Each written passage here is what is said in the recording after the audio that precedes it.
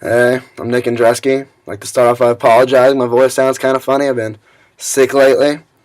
I did the new student dialogue "Boys Don't Cry." I thought it was very awesome. Got a lot accomplished from it. I feel like we accomplished a true dialogue. I mean, there was no fighting, no yelling, not even really, definitely not any arguments, which is an aspect of dialogue. So that was great. So definitely achieved dialogue. Were there active voices? Absolutely.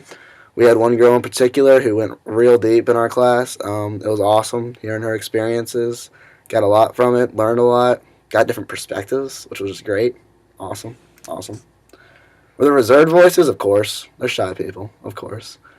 And, but I feel like as the dialogue continued, we grew closer and closer. More people went from reserved voices to active voices, which was great. But at the same time, reserved voices are stick around because, of course, it's the shy bodies.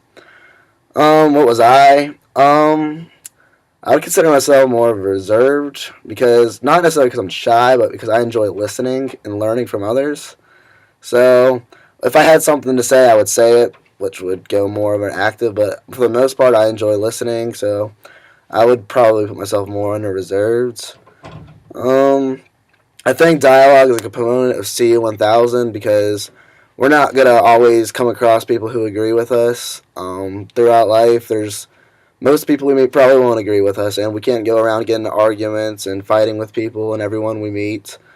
So learning about dialogue, learning about just communication effectively, learning about being respectful to others, talking the right way instead of just arguing is very important to learn and a good thing to learn freshman year because as we continue growing and growing in smaller and smaller classes, there's going to be more opportunities to use dialogue, and as we mature, we should use dialogue instead of arguments. Um, do I see it as a useful tool? Absolutely, as I just said. At Clemson, there's thousands of students here. Not everyone's the same political party, doesn't have the same religion, not the same beliefs. So when I come across them, I still need to be friends, not necessarily friends, but acquaintances with them. We're all classmates together. We all love Clemson, so there's no reason to be fighting. Like, just have true dialogue, talk it out together, learn each other's perspectives, and then instead of just being naive about it, actually learning from it and getting better. Um,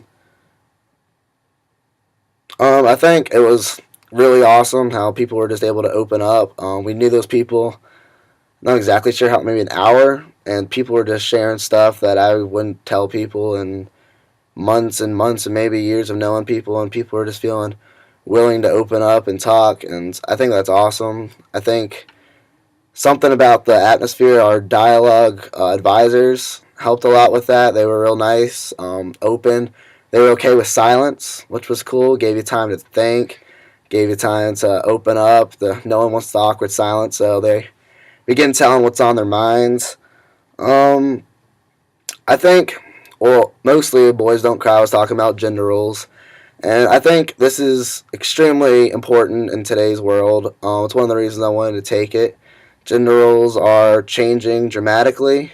Um, it's not like back how it used to be in 50, even 30 years ago, where if you're a guy, you're the housekeeper, you're the not house, you're the guy who brings home the money to the family.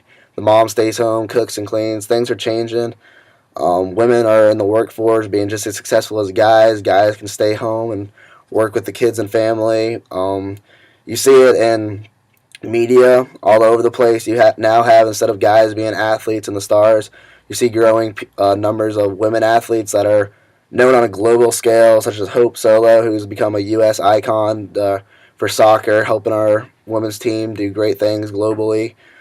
Serena and Venus Williams, tennis stars, everyone knows their names. They're known as great athletes, not just for girl athletes, but just athletes in general. And then you see gender roles changing with sexuality. You see famous people like Ellen, Neil Patrick Harris coming out openly saying they're gay. There's hundreds of just famous people. Sexuality is becoming more of an open topic.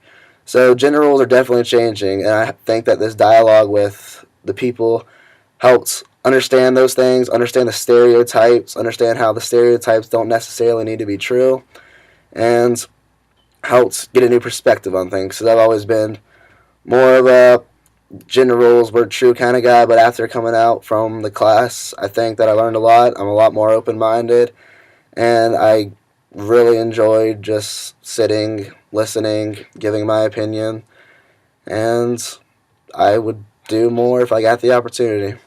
Thank you.